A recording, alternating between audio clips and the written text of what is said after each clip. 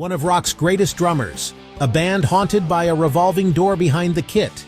This is the Foo Fighters' wild drummer story.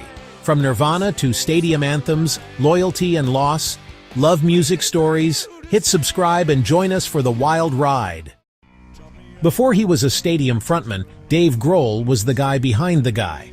He joined Nirvana in 1990 and became their explosive backbone. But quietly, in hotel rooms and tour buses, he was writing his own songs and hiding them from Kurt Cobain. He recorded demos alone. Pocket Watch surfaced in 1992 under the name Late.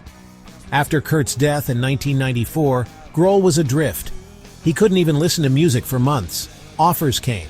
Big names. He turned them down. Instead, he booked a Seattle studio, recorded 15 tracks by himself, and gave the project a name nobody took seriously: Foo Fighters. He made 100 cassette copies and hoped the music would speak for itself. The demos sparked interest. Labels called. Grohl had to turn a private project into a real band. Those demos became the first Foo Fighters album. Every instrument played and recorded by Grohl himself. He recruited Nate Mendel and, crucially, a drummer from Sunny Day Real Estate, William Goldsmith. On stage, the chemistry clicked. In the studio, the picture became more complicated. The color and the shape sessions. Grohl, a drummer himself, had a very specific idea of the drum sound.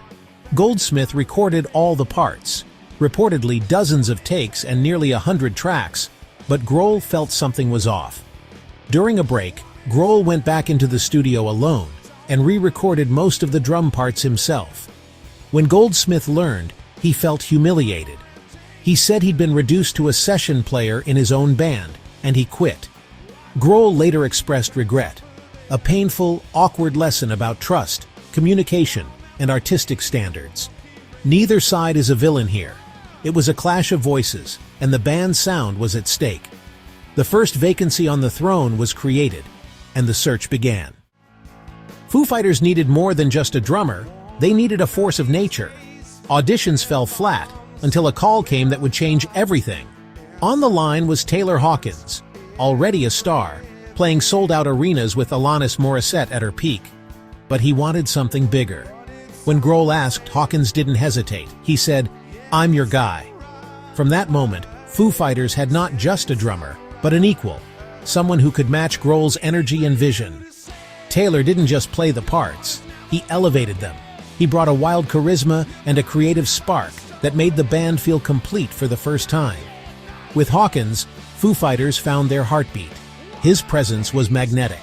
On stage, he stood shoulder to shoulder with Grohl, both icons in their own right. From There Is Nothing Left to Lose through Wasting Light, Hawkins wasn't just the band's heartbeat. He was its soul, its showman, and its equal star. The brotherhood between Grohl and Hawkins became legendary.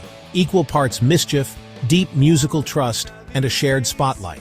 They traded fills, swapped instruments, and Hawkins gave Grohl the freedom to be a true frontman, while holding his own as a rock icon.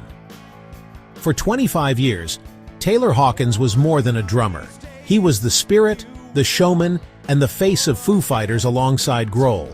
Technically brilliant, emotionally present, and utterly irreplaceable, Hawkins was the perfect complement to Grohl and the band's defining force. He anchored the band's live energy, defined its sound, and for a generation, stood as an icon, equal to Grohl in every way. For a long time, the haunted throne was finally filled, not by a replacement, but by the perfect match. If you're enjoying this video, go ahead and drop a like. It helps push stories like this to more music fans. We've covered Grohl, Goldsmith, and Hawkins. Stick around, because the next chapter is hard to watch. Please like it for the music, and for the people who make it. Now, the unthinkable silence. Taylor Hawkins was with Foo Fighters from 1997 to 2022. 8 albums, multiple Grammys, and a towering presence on stage. On March 25, 2022, during a South American tour, Taylor passed away in Bogotá at age 50. The news hit like a shockwave. Fans, friends, and musicians around the world went numb. The band went silent, canceled tour dates, and retreated to grieve. His last show was Lollapalooza, Argentina. The rock world mourned a brother, not just a bandmate.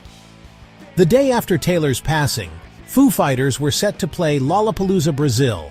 I had a ticket to see them for the first time.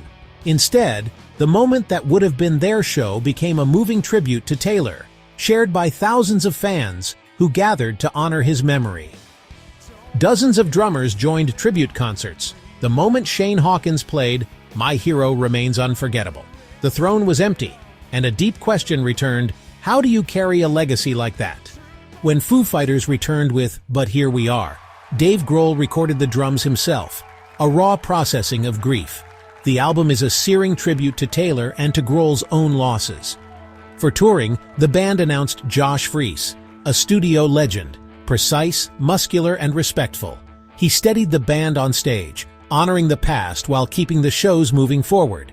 But the revolving door turned again.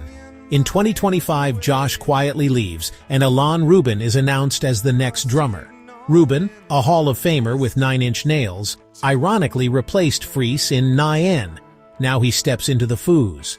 It's a twist full of irony, and a reminder that world-class drummers rotate in and out of the same circles.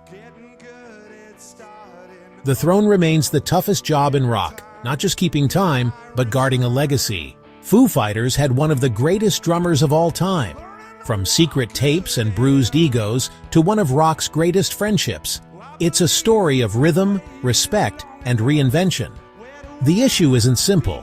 Grohl's drummer origin sets an impossible bar, technically, emotionally, and artistically. Some fit, some don't. Some become family. Others come to honor and to carry the songs forward. If there's one lesson here, drums aren't background.